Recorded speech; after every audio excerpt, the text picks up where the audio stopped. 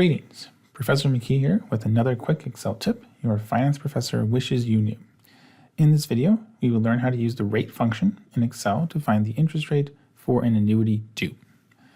In any intro finance class, you will have a unit on annuities, and we professors will always have questions where we give you 4 of the annuity's characteristics and ask you to find that missing one. If you want to ace those questions, this video is for you. I've prepared a question here asking us to find the interest rate of the annuity.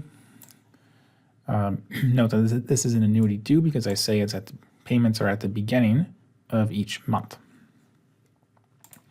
Now, for any annuity question, whether it's annuity due or ordinary annuity, we want to take this verbal description and put down our values, converting those words into numbers. So for annuity due, I'll put a 1. That's indicating that it's true that this is annuity due. I'd put a 0 if it was an ordinary annuity. N is the number of payments per period. I have a payment every month, and I have 5 years on this annuity. So 5 times 12 is 60 payments. Interest rate is what I'm trying to find. We leave that blank. Present value is the initial amount of the annuity. In this case, there are no initial savings given. Our present value is 0. Our payment is the constant payment every period. That's going to be the 500 per period. And I'm accumulating 40,000, so that's going to be my future value for 40,000. Now I need to go back and make a change with the present value, payment, future value, because we need to have the correct signs for the function to work. The function assumes cash flows are going in or out, and there needs to be cash flow going in both directions for the rate function to, function. I'm going to treat this annuity from my perspective, the person who's saving, and the monthly payments are cash flow going out. I no longer have access to them, and the 40,000 after I've accumulated it, I have access to. So that's going to be positive for me. So that means 500 is negative and 40,000 is positive, with the cash flows going in opposite directions. Now my rate function will work.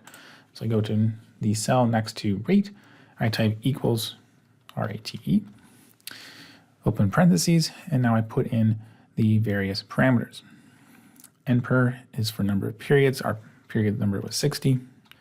Payment is our payment per period. That's going to be 500. Make sure it's negative 500. Present value was 0. Our future value, that's in brackets, which means there's a default. The default value here is 0, but we don't want to accumulate nothing. We want to accumulate 40,000, so we put in 40,000. And here for type, this is telling us if it's going to be an annuity due or ordinary annuity. If we want something at the beginning of the period, not an ordinary annuity, but annuity due, we need to put in a 1. By default, it would be 0, so we have to put in something here. Otherwise, our annuity is the wrong type. It equals, we get our interest rate here for the monthly rate. We would have to have a 0.9% interest rate to accumulate those 500 payments up to 40,000 within 5 years. Now, if we want to be a little fancier, use better Excel practices, and most importantly, be able to reuse this Excel file if we have a future annuity question, whether it's annuity due or ordinary annuity. In order to do that, we are going to use cell references. So instead of inputting everything in here directly, I will tell what cell to reference in this function. So N per was number of periods. We wrote down the number of periods in B6. So I put in B6.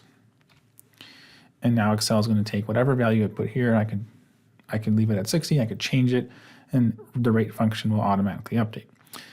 Payment was in B9. Present value is B8, B10, and then I was putting the 1 or 0 for annuity due here in B5.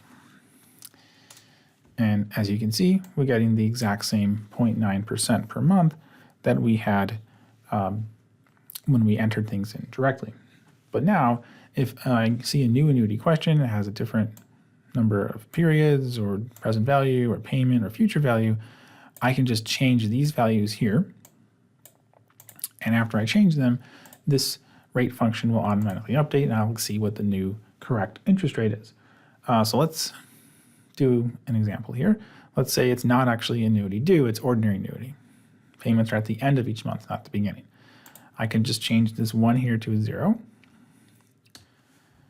And my interest rate immediately changes. Now I'm getting the ordinary annuity interest rate, which is a little bit higher, 0.93%, than the 0.9%. So with this single function, you can now find the interest rate for any annuity that your professor might throw at you. If you found this video helpful, please comment, like, and/or subscribe so that other students can find it too. Happy studying.